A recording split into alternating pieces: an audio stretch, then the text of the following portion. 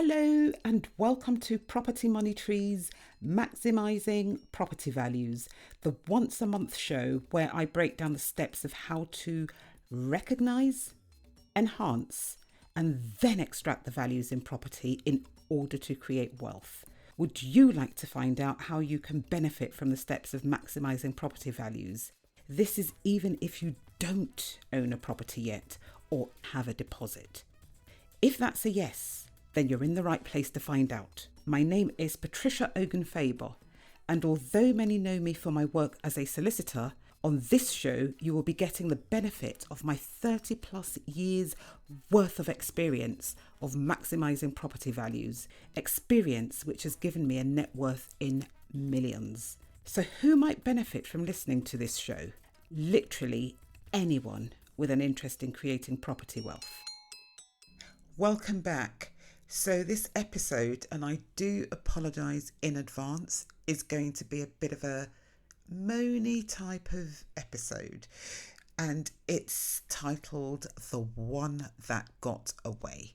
So very recently I've a lady that I do a room with on a Thursday at 10:30 till 11:30 a.m.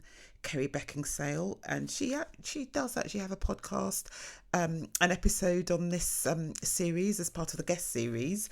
Anyway, we decided that we were going to enter into a joint venture because we just work together so well. Anyway, so I'm looking, she's looking, and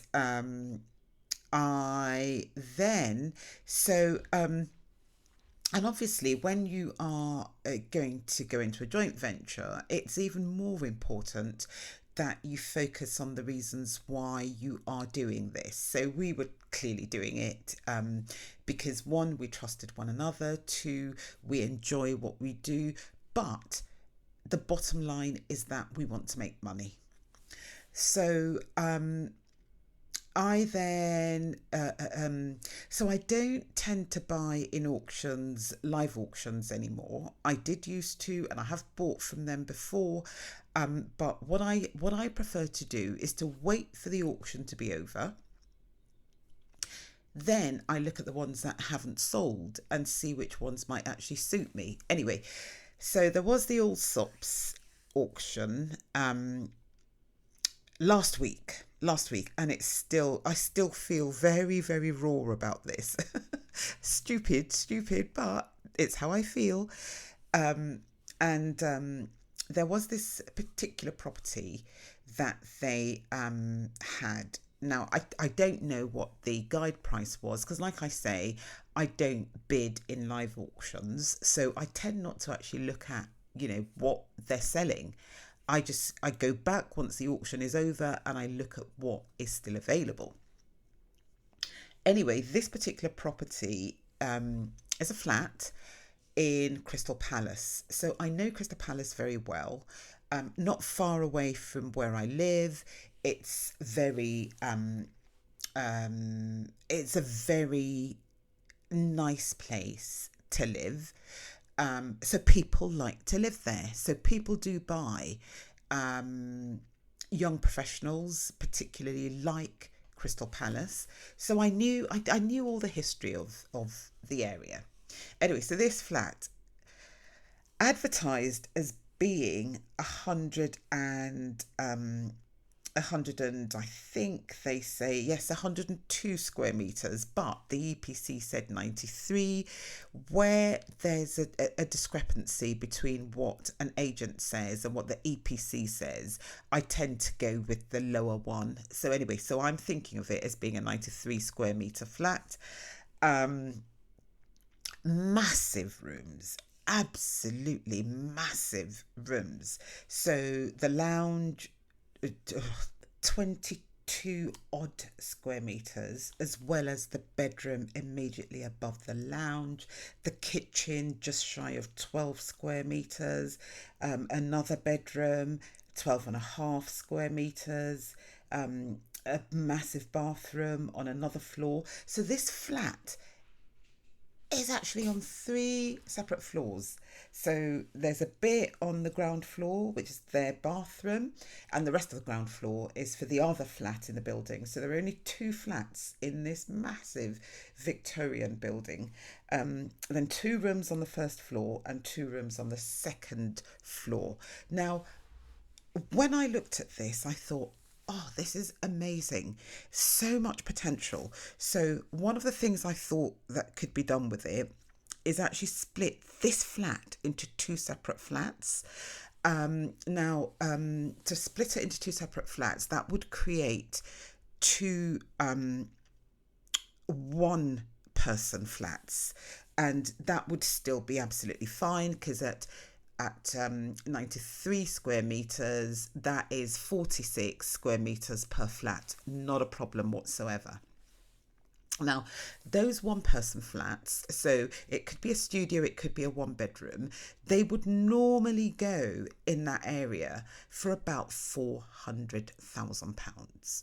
So done up nicely, done up nicely. So I thought, oh gosh, this looks amazing.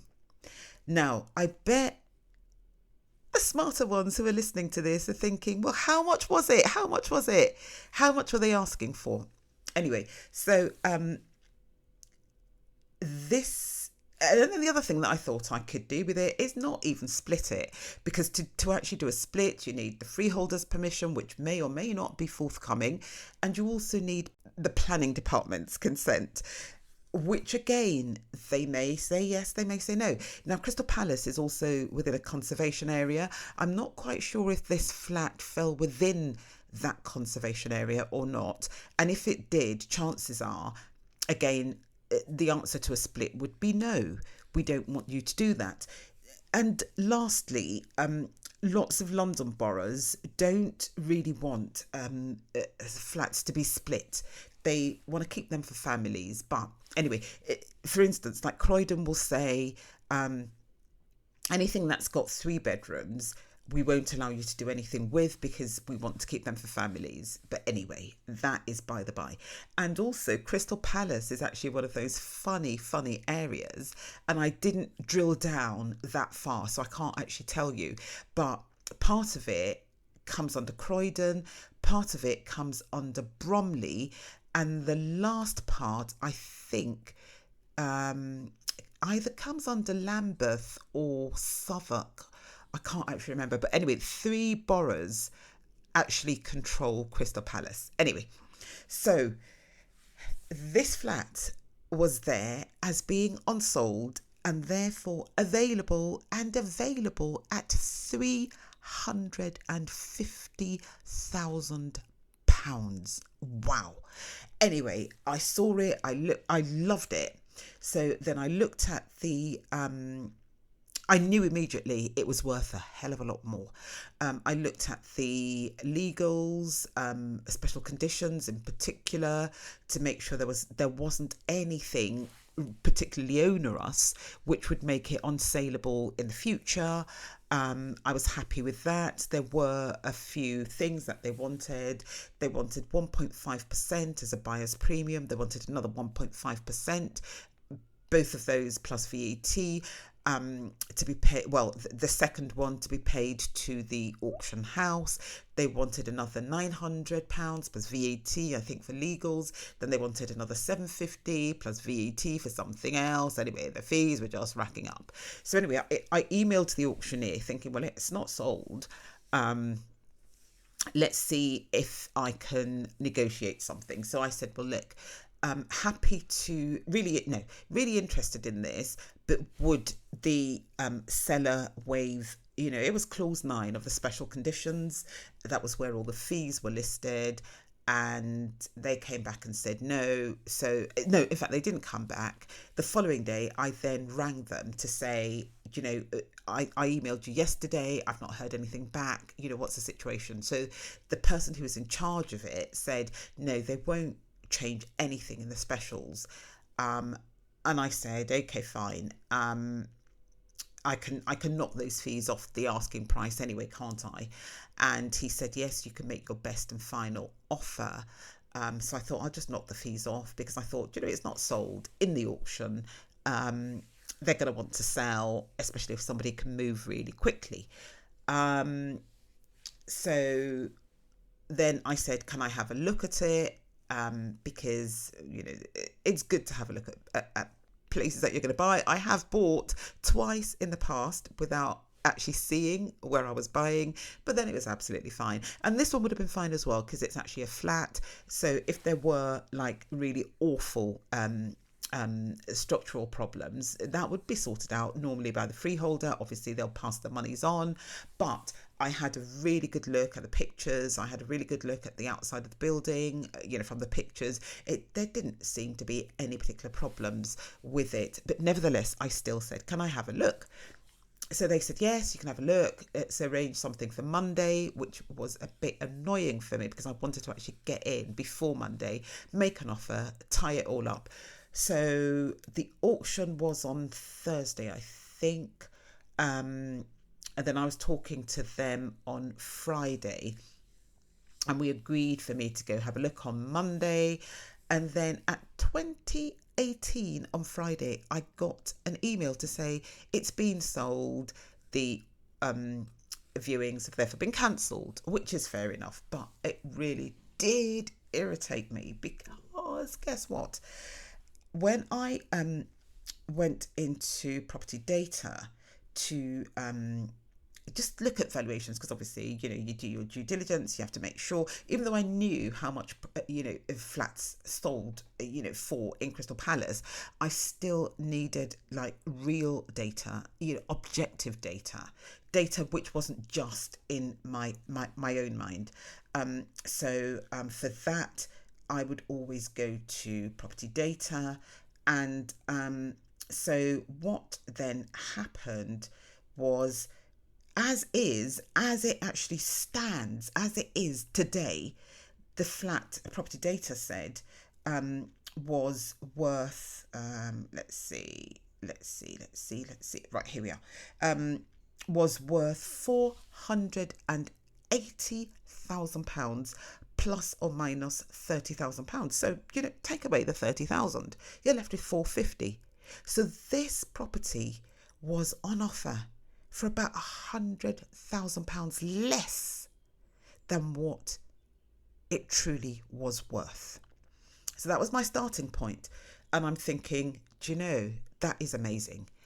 Even with no further uplifts, it's the sort of flat that you can hold on to for a few months, put it back in the auction, and you're liable to make at least £50,000. Anyway, but if I then decided to refurb it, do it to a high standard, put in an extra bathroom on the top floor, which the freeholder would not really say no to, because the only person who would suffer from having a bathroom there would be part of the flat, the first floor, which was, as I said earlier, part of the flat. So if there are any leaks in the bathroom, which is one of the reasons why freeholders might say, do you know what, we don't want bathrooms just, or en suites or whatever being put where they don't already exist, because bathrooms do leak. It's just a fact of their existence. They leak, and if they're leaking onto another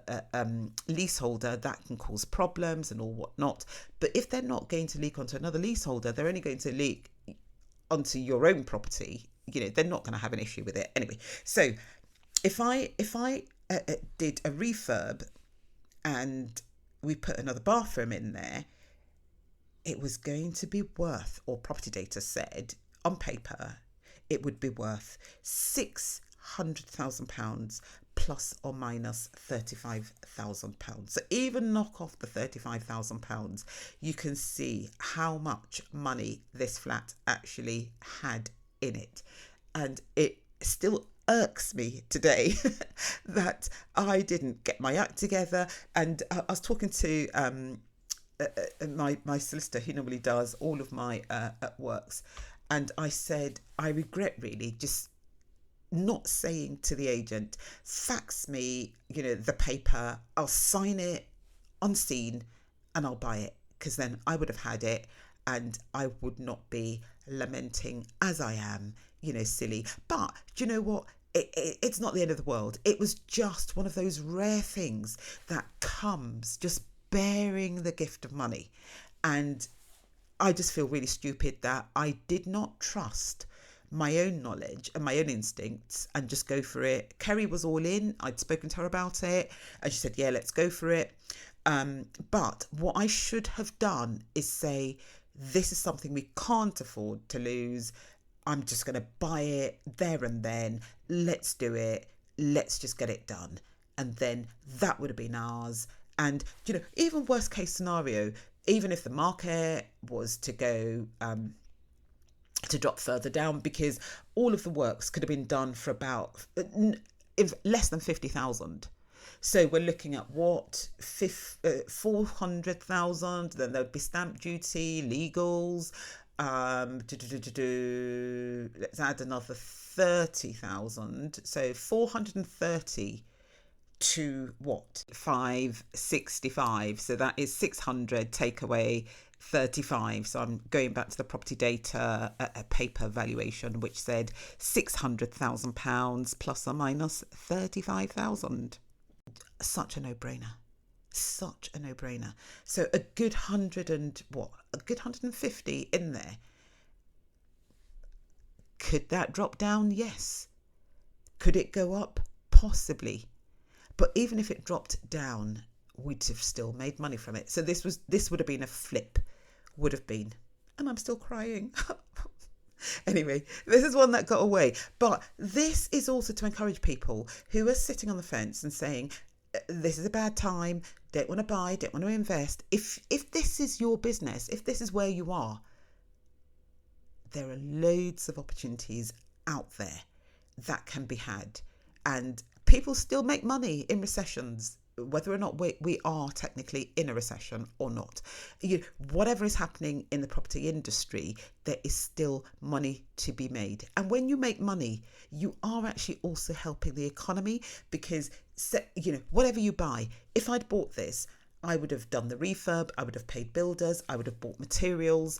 And when we sold, we would have paid tax. So, we are helping the economy with what we do. So there's no shame in actually wanting to make money from property. There is no shame in wanting to maximise your property values, because when you do what you do, you are providing a service. And people will pay for a service. So, do you know what? Don't sit on the fence. If you want to do something and you've done your due diligence and the numbers work, just go for it. Don't be like me and say, oh, do you know, I want to kind of dot every I and cross every T. Yes, you should do, especially if you're not that experienced. But I knew from even just looking at the pictures on this flat that it was amazing. Even before I went to property data, I knew it was a steal. And yet I didn't act accordingly. I just didn't. Why? I have no idea. But, we live and we learn. I'm not saying go do this. I'm not saying go and buy something without seeing it. I'm just saying that with my experience and what I know, I could have done that and secured that property, no problems. And there wouldn't have been any issues with it. And I didn't. So I am beating myself up a bit. I did say it was going to be like a bit of a whingy episode. But anyway, I hope that people can be encouraged from this. And, don't stop looking, because there are loads of opportunities out there. And there are so many other ones that I'm seeing, not as good as this one, seeing and, considering. And I've got a viewing later on today that I'm going to. Again, money in there, a bit more difficult to actually extract, a bit more will need to be spent to actually get the same kind of sum that would have been in this flat. That's why I love flats, because you get the right one, you can make easily a six-figure profit, and it won't even take you that long to do the refurb, because that refurb would have taken maybe 8 weeks maximum, done and dusted, beautiful. It would have been simply amazing, and I could see the finished product in my head. I've stopped looking at that finished product because it's not mine. Somebody else, some smart, lucky, clever person has actually bought it. And for all I know, it could have been one of the people who was actually bidding in the auction. Sorry, my cats are trying to break into this room and I've shut them out because they make so much noise. My kittens, actually, I should say. My poor cat's died. So I've got 2 new kittens. Anyway, everyone do take care and don't stop trying to add value to your business. Don't stop trying to create that wealth that you can pass on to your children and probably even your grandchildren. Do not stop trying to become financially independent. Anyway, good luck and hopefully